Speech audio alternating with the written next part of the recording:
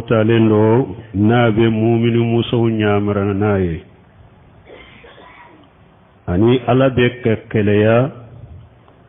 mu'minu muso ala ka jon mu'minu ala ba ke ka keleya uye uka muso ka kibariyala ani mu'minu muso uluni kafir muso uka bonyo na jahili muso وتمييز لهن عن صفة النساء الجاهليات وفي آل المشركات ni aya kono alabina nyamralike mu'minu muso uni jahili muso ka bonyona uni muslim ko muso fana uka bonyona kana ke chogoya keleni la hala keleni ni aya ni wati ya soro ayen be kuma ko nane amburu prepare latige ni alama ubabi dresure muna dafa afolo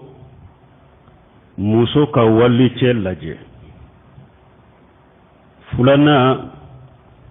hijabu sabana sarati munun be sharia ka hijabula nanina muso ka jo haramu ye jonye ni aya bina kuma nununka ni aya min fuleya ani aya min nana suratul ahzab kuno ya ayyuhan nabiyyu qul li azwajika wa banatika wan nisa'il mu'minina yudnina alayhinna min jalabibihinna ذلك أدنى أن يعرفنا فلا يؤذينا وكان الله غفورا رحيما ni aya nunun de nana ka hijabu muso ka hijabu ko fo qur'ana kono ka wajibe uka ambe aya in tafsir folo o ko fi ambe shagi kana ka kiruma wa qul lil mu'minat ala ko chide ma afo mu'minu musowiye yaghduduna min absarihinna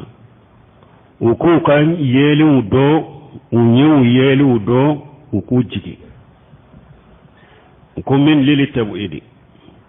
yeli bema haramuya yelu do kanyana yelu do kunya jigi kabo haramu dema min te haramuye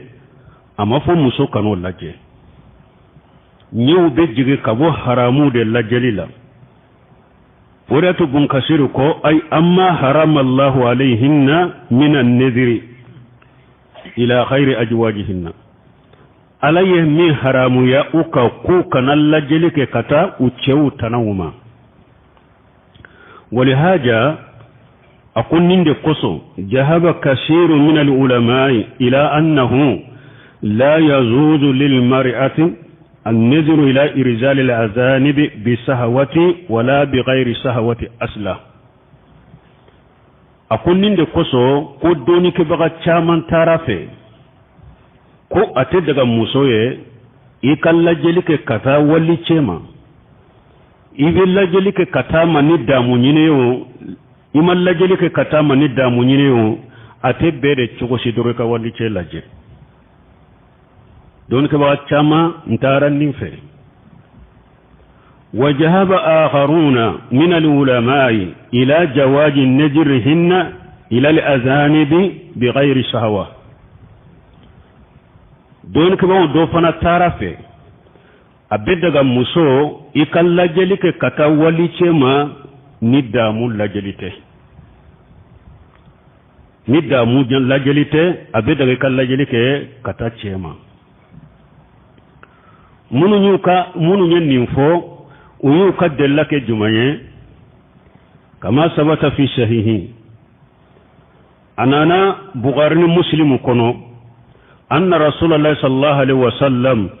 jala yanjuru ila habasati wa hum yal'abuna bihirabihim yawm al-eid fil masjid ko ciden tunkera sallido ciden tun kera abake ka habasan ka wulaje ciden ka misiri kono ubake ka klonke ke nu ka bamuruye ka bamuru fili kamina ani bamuru e wadde tigeli ke togo mi bake katilun ke ko bamuru ye ciden kam misiri la salli do ciden tumbake kulaje wa aishatu ummul mu'minina tanzuru ilayhim min waraihi wa huwa yasitruha minhum hatta mallat wa raja'at tuma mi ciden bake kulaje amba aishatu fana merula ciden kofe ka akunta ni ciden kamaye abake ka habasan kawulaje ciden farikolo tobe amba aishatu ni cewu ni nyogonce me amba usitu ka kunkolo be ciden kamanka abake ka habasan kallaje fana be tilunke kenu ka bamuruye tumami amba aishatu segena wakati mi ajigina donc ko na tum haramu yara ko cogo shide wali muso ikana wali ce laje cogo shide ko ciden tun tamba aishatu bila ku laje donc nin kuma de sahalendo ni wali muso abe daga ika ce laje wali ce laje me tanke nima lanyini ni damuye lajeli sempulute bashi tola ode kuma sahalenye ninye anye joyoro folo minfo muso bese ka wali ce laje na makeni damu lajeliye bashi tala lajeli sempulu ukadele ni hadisai amba aishatu yerede ya kaman awa ninya bombo ya kada ciden kaman ka bambu ciden abe ciden kofe mafwa bamura yerela kade mana ciden jole ale jora ciden kofe ka bombo ke ciden kaman ka bake ka hawasan ka ulaje ube tilunke kenu bamure misiri kono ciden mabalala ciden nya bila fomba ishetu fara lajeli la segena yere jig ale ayere boray ni ñu kadere lay lajeli simple abe daga musoko ke wali cela mi lajeli munye damul lajeli we haramu ye wa yahfajna furujahunna afu mu'minu musoye ku kanye felaw tanga uku tanga kabo jene yama uku tanga kabo iyere katilun ke keni yereye fo ki la wajibo ube mumbe muso bolo sisa komma konya fe yere ko ci yere ma fo katie da musoro ki la wajibo silamiya sarate jenay parce que silamiya sariya ya la daga hada madin ka la wajini ka damu bo yoro fulade wallazina hum li furujihim hafizun illa ala ajwajihim aw ma malakat aymanihum فإنهم خير ملومين فمن ابتغى وراء ذلك فأولئك هم العادون ke minye ki damu boy ka musolla ki damu boy ka jomuso maralera o dagariye ala ko nitte minan ninka ko beta damu bo cogo warela nin minte nin fula dola kele ko yadara muso fana bo cogo de la ala ye damu bo yoro min daga ye ice ube imatigi minyi mara ni ote ate be cogoshi ikafo ibikalla wajibu ni oye donc abedo akono ye munumbu kanye fela utanga kabo haramu koma geneya ube iyere katilunke keni yere kila wajibu ube ka fendo chire ma haketo baka kila wajibu ate be ewa nye fela tangali cogo ya doye munye ki kala uratanga ni yere ka chete moganaye ika laura ika sutura tanga kabo mugo kala jelima wa yahfajna furujahunna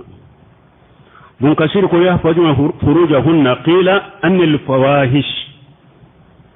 ko ukunye fulaw tanga do ko kabo ko jugu bema ko lankolo bema wa qila amma la yahillu lahunna